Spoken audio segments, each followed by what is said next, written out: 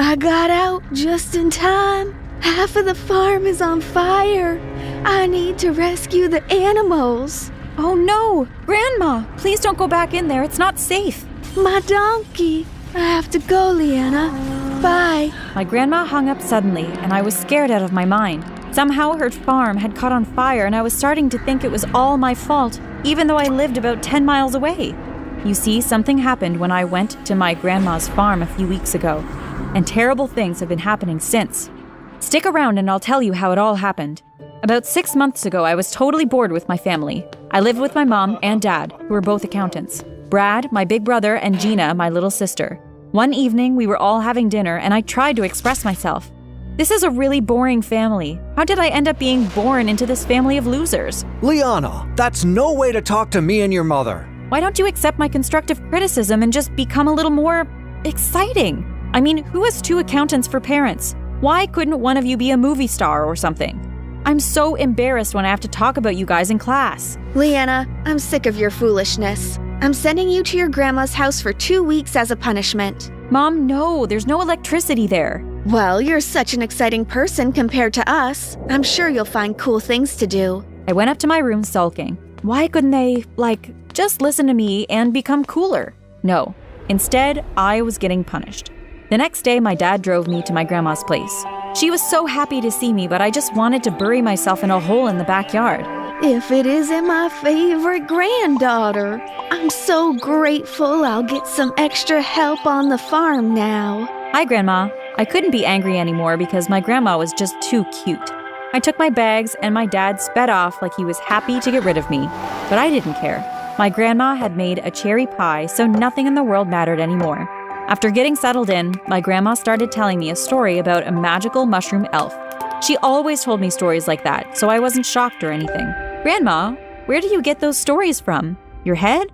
You've got a really vivid imagination. My head? Everything I tell you is true. Grandma, I hate to break it to you, but elves don't exist. Oh, they do. And they can grant you wishes. So, this mushroom is bright pink with blue dots, and only very special people can see them while wandering through the forest. When you see it, if you want to make a wish, you must touch it lightly. Then an elf will appear and grant you 2 wishes.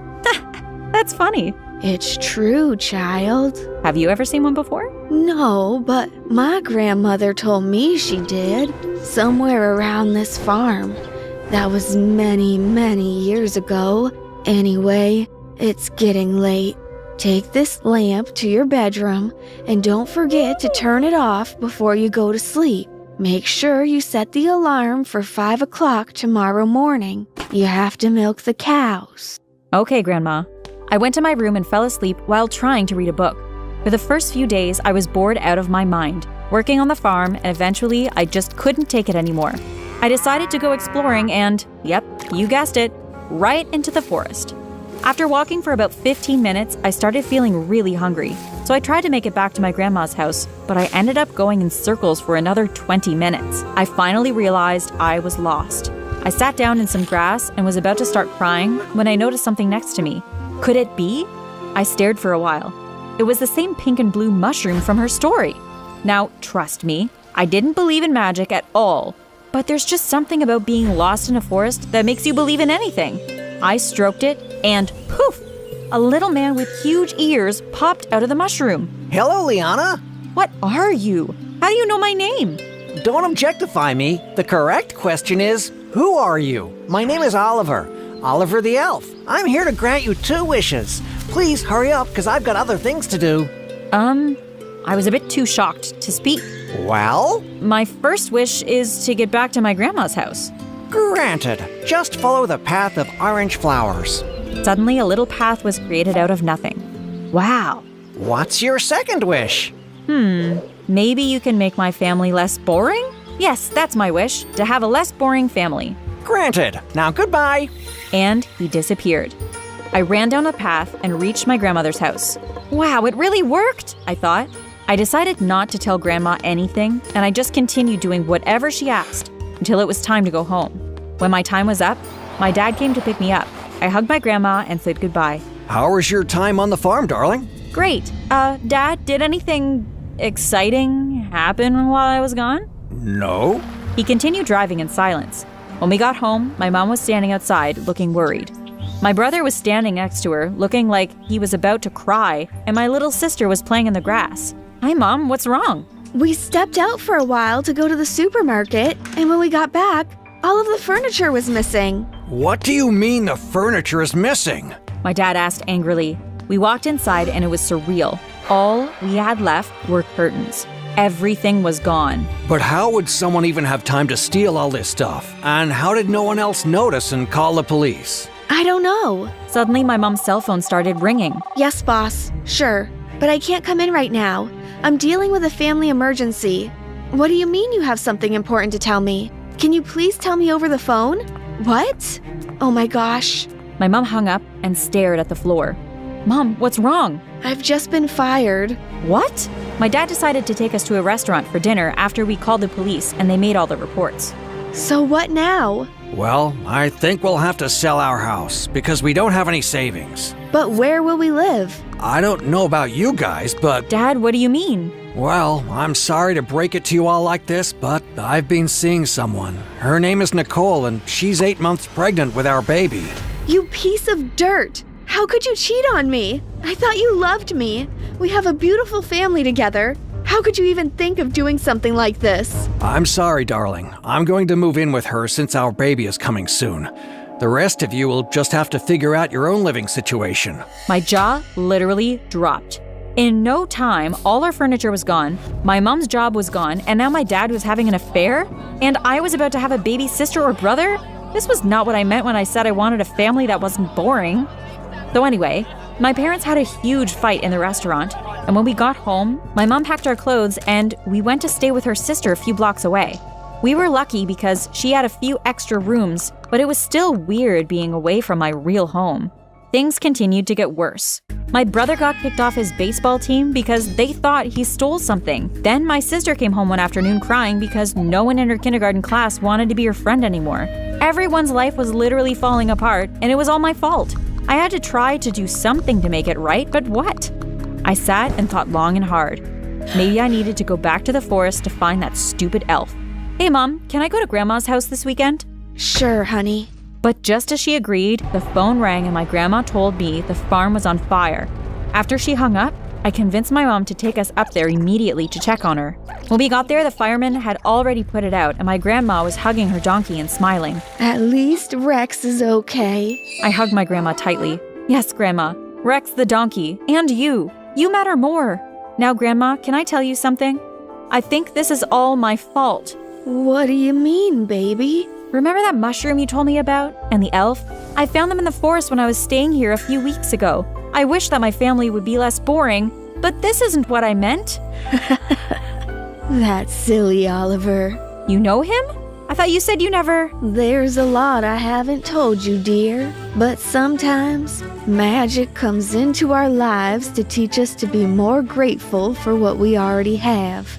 I might know how to reverse this curse. There's a special type of paper in my drawer inside. Write him a note, then drop it in the forest. You'll know he read it when things begin to change for the better. None of this made any sense to me. First, a mushroom, then an elf, and now some magic paper? But it was worth a shot. I followed my grandma's instructions and ran back to the house. We all left together, including my grandma, because she was still a bit in shock from the fire. We had about 2 weeks of calm when my dad walked into my aunt's house with a bouquet of flowers and an announcement. So, the baby was born? What does that have to do with us? It isn't mine. I came here to apologize for everything. The affair, moving out. I'm so sorry.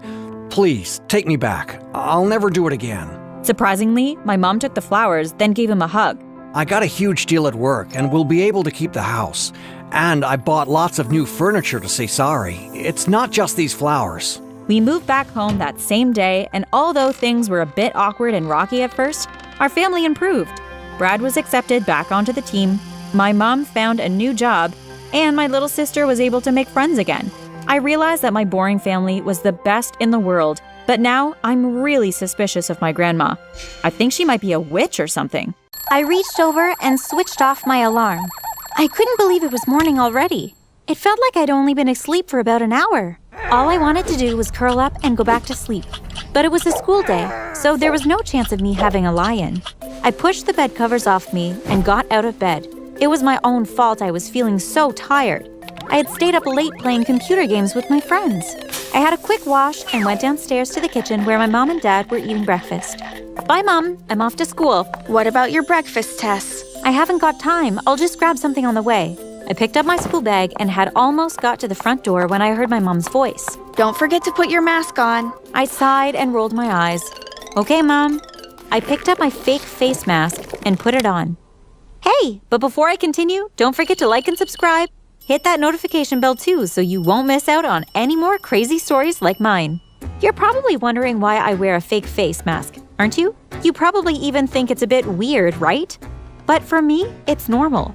I've worn a fake face mask for as long as I can remember. When I was very little, my parents explained it all to me. You see, I have this rare skin condition. It affects my face, making me super sensitive to sunlight. If the sunlight sets onto my face, then I could be scarred for life. I don't know anyone else that has my condition. I guess it's really rare. Anyway, I'm fine with wearing a mask most of the time. It's just something I have to accept. When I arrived at school, I went to find my friends, and they were all hanging out in the schoolyard. Hey, Tess, over here. I ran over to join them. Why are you so late? Oh, I stayed up late gaming and couldn't get out of bed this morning. Haha, what did your mom say? I didn't tell her. And don't you say anything either, okay? Of course not. The bell went then, and we all went off to class. Eventually, the last bell of the day rang. I grabbed my jacket and walked out of the school gates and set off for home. I hadn't gone very far when a girl suddenly appeared in front of me. She was also wearing a mask. Not a fake face one, like me though. It was one of those surgical ones, like what doctors wear. Suddenly, she pointed at my arm. What's that mark on your arm? I thought that it was a bit of a weird question to ask a stranger. I mean, it's not really the kind of thing you do, is it? I decided to just ignore her, and she was making me feel really uncomfortable. I hurried off down the road, leaving the girl standing there. When I got home, I went up to my room and sat down on my bed. I glanced down at the star-shaped birthmark on my arm. Who was that strange girl, and why was she interested in my lucky star? That's what my parents called my birthmark. They told me when I was younger that I had a lucky star watching over me. The next day, I had completely forgotten about the strange girl. So you can imagine how surprised I was when I was walking home from school and the same girl appeared in front of me. She stood there staring intensely at my face. Suddenly, without any warning, she leapt towards me and pulled off my face mask. Ah! I screamed out loudly, but the girl just gasped. No! What have you done? I tried to shield my face from the sunlight, but it was too late. For the first time in my life, I felt the warmth of the sun on my face. I waited for the inevitable pain, but there was nothing. That's weird. I thought I would feel some burning sensation or something. I took my mirror out of my school bag and looked at my face. There was nothing. No reaction, no scarring, nothing. But my parents told me that I would get terrible scars. Surely they wouldn't have lied, would they? Before I had time to process what was going on in my head, something even stranger happened. The girl stepped forward and started hugging me. I pushed her away from me forcefully. Get off me! What are you doing? Are you crazy? But instead of answering me, the girl just took off her surgical mask. You will not believe what she looked like behind the mask. Me! Yep, that's right. She looked exactly the same as me. I was absolutely speechless. I just stood there staring at her, not saying a word. The girl opened her mouth and was about to say something when I suddenly heard the screech of tires and a car pulled up beside the two of us. Someone opened the car door, grabbed hold of the girl, and pulled her inside. Before I knew it, the car had driven off and I was left standing there all alone. That's when I really started to panic. I'm not sure if it was the shock of seeing the girl's face or the fact that I had just witnessed a kidnapping, but the adrenaline surged through my body and I ran home as fast as I could. As I burst through the front door, panting and gasping for breath, I tried to explain everything to my parents. Someone kidnapped a girl in front of me. Wait a minute. Slow down. You're not making any sense. Now, take a deep breath and start at the beginning. I calmed myself down and told my parents the whole story. Well, actually, not the whole story. I didn't tell them that the girl had looked just like me, and I also didn't tell them that she had taken my face mask off. I guess it was some kind of instinct that told me not to mention it. Well, that certainly does sound very serious. We should call the police and tell them. My dad went through to the lounge and made the call. I could hear him telling the police everything that I had told him. Yes, of course, officer. If she remembers any more details, I'll be sure to let you know. My dad came back through to me and my mom. They haven't had any reports of a missing person, but they're going to look into it. I really hope they find her. I'm sure they will. Don't you give it another thought. Okay, Dad. But I couldn't do what my dad had said. All I could think about was the girl's face. I felt so guilty knowing that someone who looked just like me had been kidnapped. I mean, if she hadn't seen me, maybe she wouldn't have been kidnapped.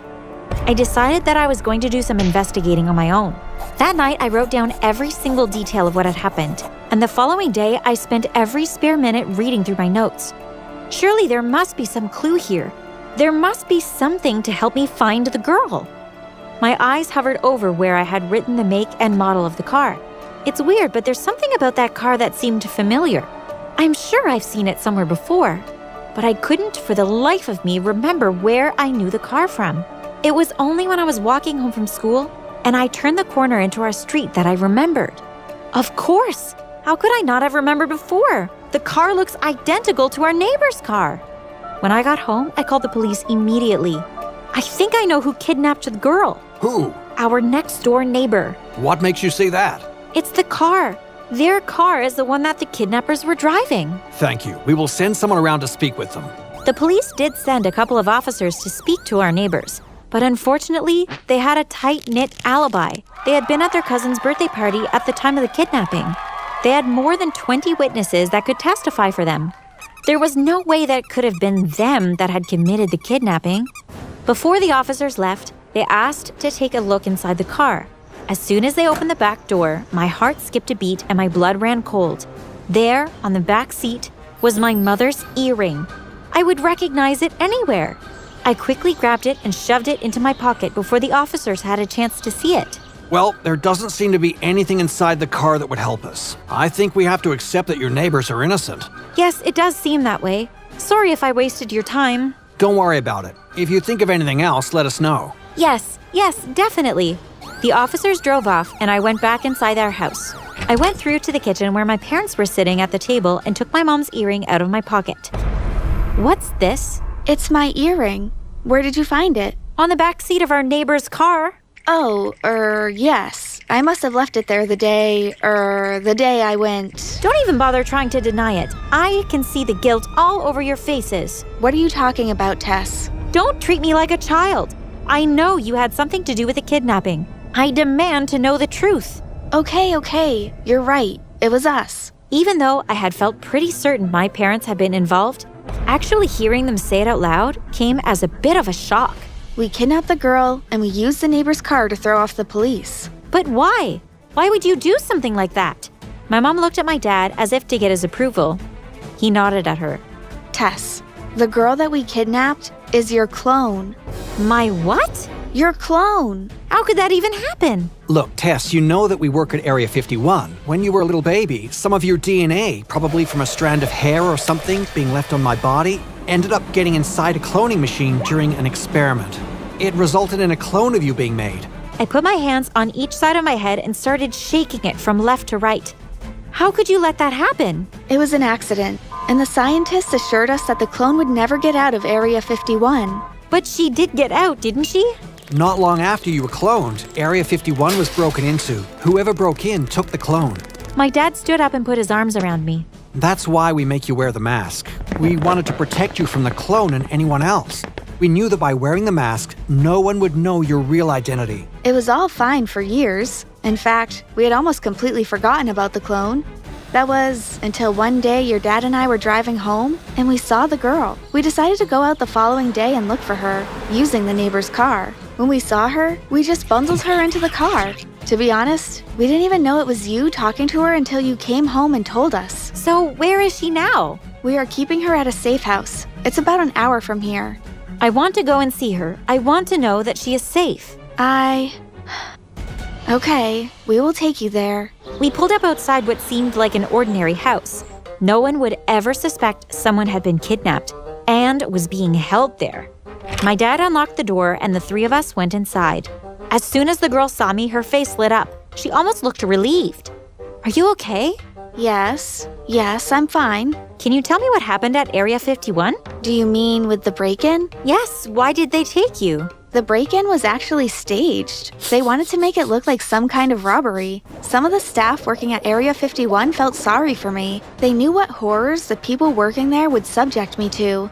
Continuous experiments, torture, all of that horrid stuff. They rescued me and raised me as their own child. So why did you come looking for me? Because I had always known that there was someone out in the world that looked exactly like me. Curiosity got the better of me, and I decided I would go out and explore the area, try to see if I could find you. Well, you found me. That was just lucky. I would never have recognized you if it wasn't for your birthmark. As soon as I saw it on your arm, I felt sure it was you. But your face confused me. You didn't look anything like me. So that's why you pulled off my mask. Yes. As soon as I saw your real face, I knew that I had found you. So now what do you want? Well, it would be nice if we could get to know each other a little bit. Maybe one day we could even be friends. I smiled at her. I guess I could do that. She gave me a huge beaming smile. I was hoping you might say that. Just when I thought that everything was going to turn out fine, my dad suddenly looked as white as a sheet. What's the matter, Dad? They're here. Who's here? It's all the scientists from Area 51. Somehow they must have found out that the clone is here and they're coming to take her back. No, there's no way I'm going back there. They can't make me. I'm afraid they can. Is there a back way out of here, Dad? Yes, but you'll have to be quick. I handed my mask to the girl. Here, put this on. They won't know who you are if they see you. She took the mask from my hand and put it over her face. We went to the back door and I gave her a hug. Go on now, run for your life. Get as far away from here as possible. We will stall them as best as we can. I watched as the girl ran off down the street. I have no idea if I will ever see her again, but I really do hope that one day we will meet again.